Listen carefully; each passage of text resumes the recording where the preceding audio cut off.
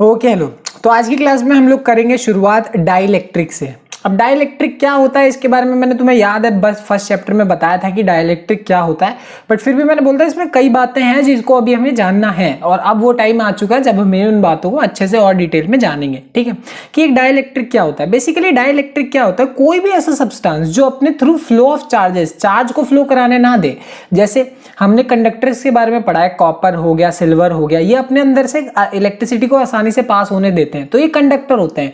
But जो dielectric है वो एक कंडक्टर नहीं होता। बेसिकली क्या होता है, वो एक इंसुलेटर ही होता है। कहने का मतलब है कि वो अपने अंदर से चार्जेस को फ्लो तो होने नहीं देगा, बट क्या हो सकता है कि but permits them to exert electrostatic forces on one another. मतलब यहाँ पे अंदर के जो पार्टिकल्स हैं वो एक दूसरे के ऊपर आराम से इलेक्ट्रोस्टैटिक फोर्स, यानी जो हमने फर्स्ट चैप्टर में जो चार्जेस के बीच में फोर्स लगता है वो फोर्स एक दूसरे के ऊपर लगाएंगे। ठीक है, कहने का मतलब क्या है, एग्जाम्पल के तौर पे समझो, वैक्स हो गया, रबड़ हो गया, और भी बहुत सारे, एयर भी है, स्टोन भी है, प्लास्टिक, इतने सारे एग्जाम्पल है। ये सब के सब डाइलेक्ट्रिक ही होते हैं, यहाँ तक कि वाटर भी।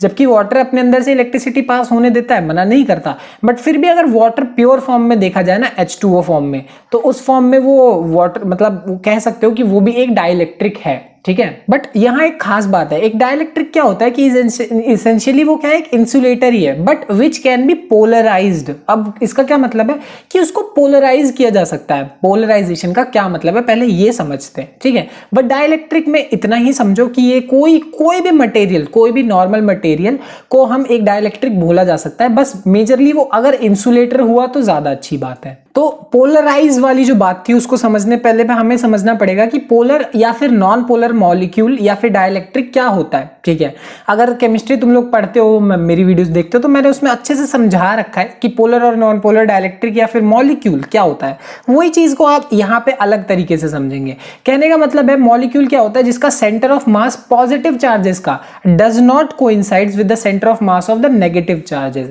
ये सेंटर ऑफ मास वाली बात शायद तुम्हें समझ में ना आए, क्यों नहीं भी आएगी, ये थोड़ी दिक्कत वाली बात भी है, क्योंकि हो सकता है कि शायद तुमने 11th क्लास में सेंटर ऑफ मास को अच्छे से ना पढ़ाओ। खैर होता है, 11th क्लास के 7th चैप्टर में था सेंटर ऑफ मास की सारी बातें। खैर अगर ये वाली डेफिनेशन नहीं समझ में आती ना तो मैं दूसरे तरीके से समझाता हूँ। किसी भी चीज को हम पोलर तब बोलते हैं, जैसे एग्जाम्पल के तौर पर हमारे पास एक मॉलिक्यूल है और ऐसे जुड़ा हुआ है। अब वो जुड़ा हुआ है ना, तो एक जगह बहुत ज्यादा नेगेटिव चार्ज आ रखा है और एक जगह पॉजिटिव चार्ज, एक जगह बहुत सारा पॉजिटिव और एक जगह बहुत सारा नेगेटिव चार्ज आ रखा है।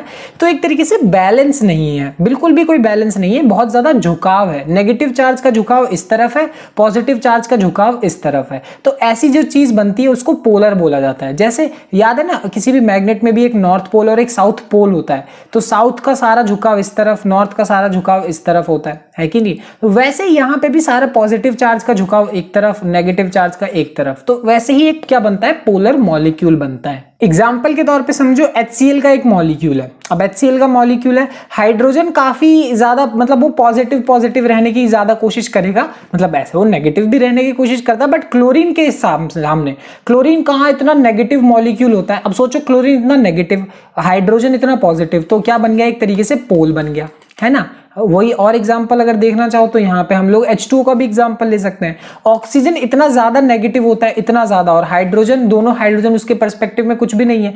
तो हो क्या रहा है, तुम देखोगे तो बहुत ज्यादा नेगेटिविटी इस जगह शिफ्ट हो रही है, बहुत ज्यादा पॉजिटिविटी इस जगह शिफ्ट हो रही है। सेम यहाँ पे नेगेटिविटी इधर की तरफ शिफ्ट हो रही है और पॉजिटिविटी इधर की तरफ शिफ्ट हो रही है। तो इसके वजह से हो क्या रहा है, एक जगह पॉजिटिव एक जगह नेगेटिव, और क्या बन जा रहा है, एक पोल बन जा रहा है। तो इसी चीज को हम क्या बोलेंगे, पोलर मॉलिक्यूल बोलेंगे। और ऐसे ही पोलर मॉलिक्यूल से मिल के कोई अगर चीज बनेगी तो वो क्या है, एक पोलर डाई इलेक्ट्रिक है। ठीक है, तो अगर हाइड्रोजन का मॉलिक्यूल ऐसा है तो पूरा का पूरा, वाटर का मॉलिक्यूल अगर ऐसा है तो पूरा का पूरा वाटर भी क्या है, एक तरीके से डाई इलेक्ट्रिक ही है।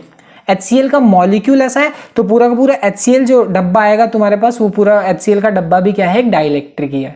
और सोचो जस्ट इसका उल्टा क्या होने वाला है, एक हमारे पास नॉन पोलर मॉलिक्यूल। एग्जांपल के तौर पे हाइड्रोजन और हाइड्रोजन को ले लो। अब दोनों हाइड्रोजन है, अब हाइड्रोजन है, यहाँ पे भी क्या नाम है, पॉजिटिव कैरेक्टर, यहाँ पे भी पॉजिटिव, और भले ही नेगेटिव भी है, तो मतलब क्या है, दोनों जगह बराबर है।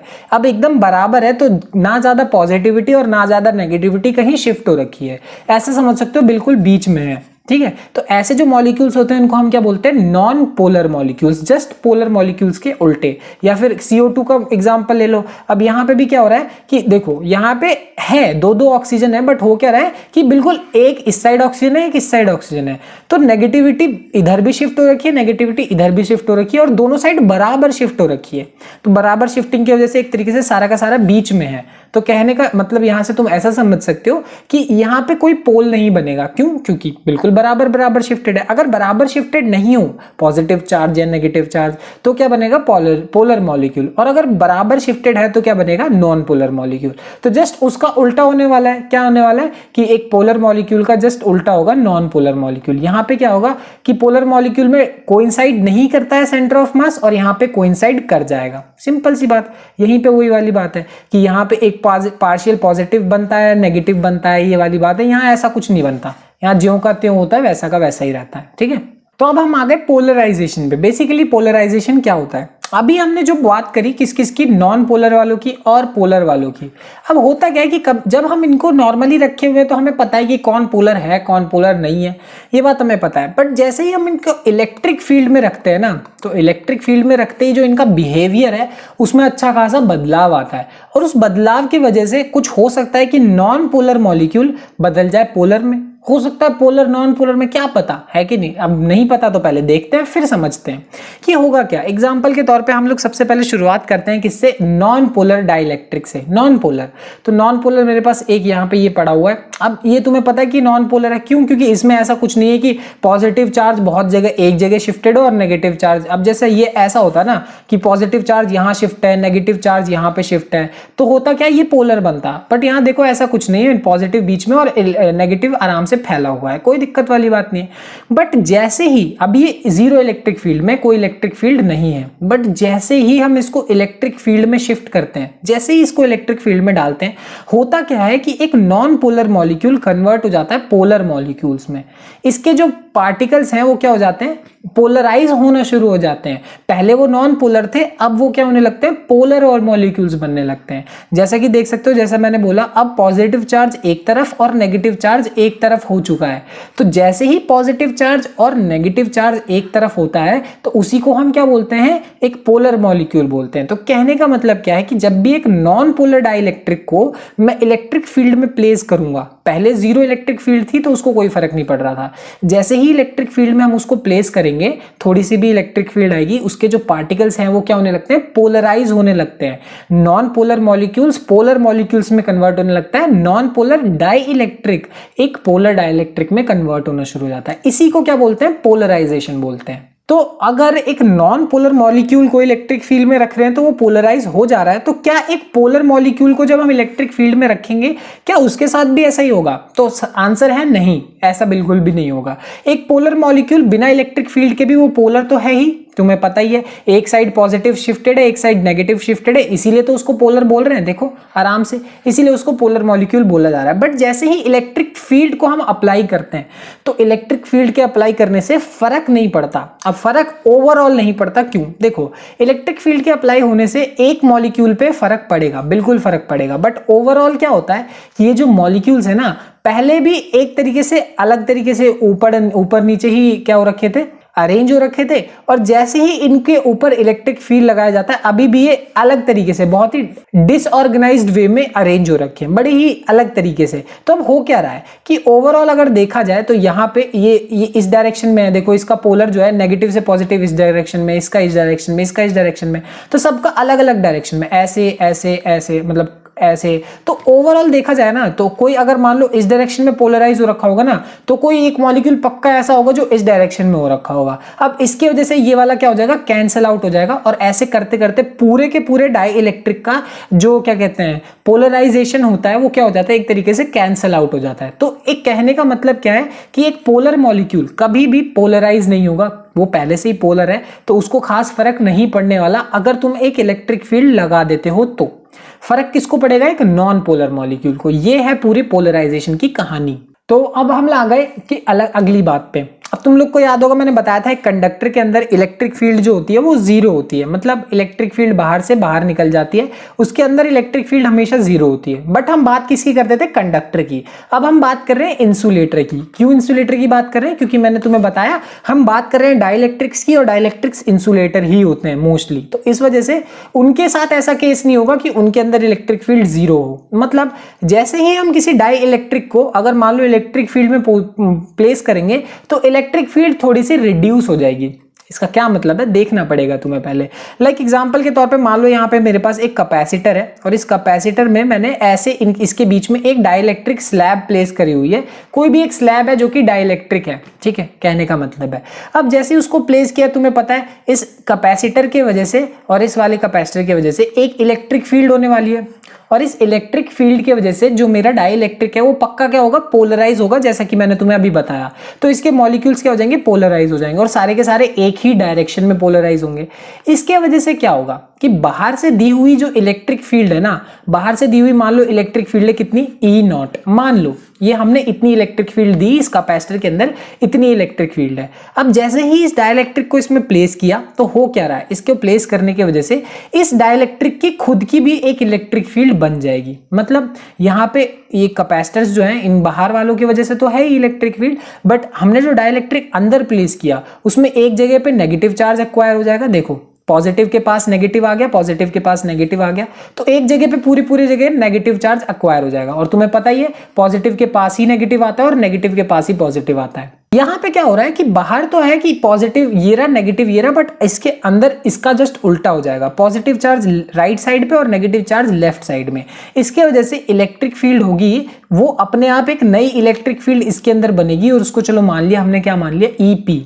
इसका मतलब है पोलराइज होने के बाद की जो इलेक्ट्रिक फील्ड है, ठीक है। तो हमने जो ओरिजिनली इलेक्ट्रिक फील्ड दी थी, यानी जो हमने कैपेसिटर में जो इलेक्ट्रिक फील्ड दी थी वो कितनी थी? ई नॉट। मान लो कितनी थी? ई नॉट थी, ठीक है। इसने अपने अंदर एक इलेक्ट्रिक फील्ड बना ली जो कि अपोजिट डायरेक्शन में, और उसकी वैल्यू कितनी है? ईपी। यानी हम अगर ओरिजिनल वाले में से अंदर जो नकली वाली बनी है, नकली बोलना चाहो तो नकली बोल सकते हो, कोई दिक्कत नहीं है, बट नकली वाली जो बनी है इसमें से इसको माइनस करोगे तो तुम्हें पता लगेगा नेट इलेक्ट्रिक फील्ड अंदर कितनी बची है। समझ में आ गई बात? कहने का मतलब ये है कि देखो हमारी ओरिजिनल फील्ड में से वो फील्ड हमने माइनस कर दी जो इस डाइलेक्ट्रिक के वजह से बनी। जो हमने कैपेसिटर के वजह से दी थी वो कितनी है? ई नॉट ओरिजिनल, ऐसा समझ सकते हो। ईपी क्या है? वो इलेक्ट्रिक फील्ड जो कि इस डाइलेक्ट्रिक ने खुद ही बना ली, अपने मर्जी से अपने आप ही बना ली, क्योंकि इसके मॉलिक्यूल्स क्या हो गए? पोलराइज हो गए। तो अगर हम लोग नेट देखना चाहेंगे तो हमें क्या करना पड़ेगा? ई नॉट में से ईपी को क्या करना पड़ेगा? माइनस करना पड़ेगा। बस तुम्हारे पास नेट इलेक्ट्रिक फील्ड आ जाएगा। समझ में आ गई बात? तो ये थी पूरी की पूरी कहानी किसकी?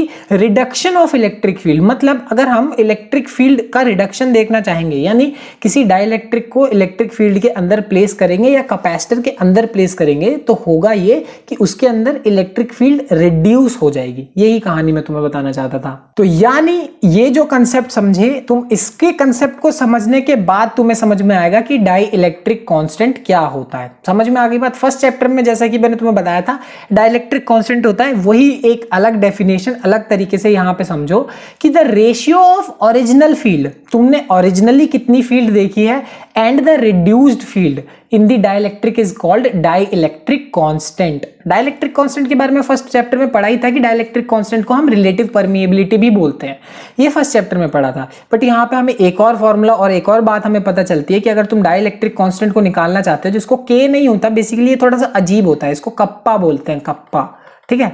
तो के मत बनाना, थोड़ा अजीब सा बनाना ताकि टीचर को समझ में आए कि तुम अलग चीज बना रहे हो। खैर यहाँ पे जो के है इसका क्या मतलब है? E naught by E. E naught by E का क्या मतलब है? ई का मतलब है ओरिजिनल इलेक्ट्रिक फील्ड, ये वाली इलेक्ट्रिक फील्ड जो कि तुमने दी है। ई का क्या मतलब है? रिड्यूस्ड इलेक्ट्रिक फील्ड, यानी जब डाइलेक्ट्रिक को उसमें प्लेस किया गया तो इलेक्ट्रिक फील्ड थोड़ी सी रिड्यूस हो गई। क्यों? क्योंकि वो पोलराइज हो गया, यानी ओरिजिनल वाले में से जब पोलराइज वाले को माइनस कर दोगे तो तुम्हें रिड्यूस्ड इलेक्ट्रिक फील्ड मिल जाएगी।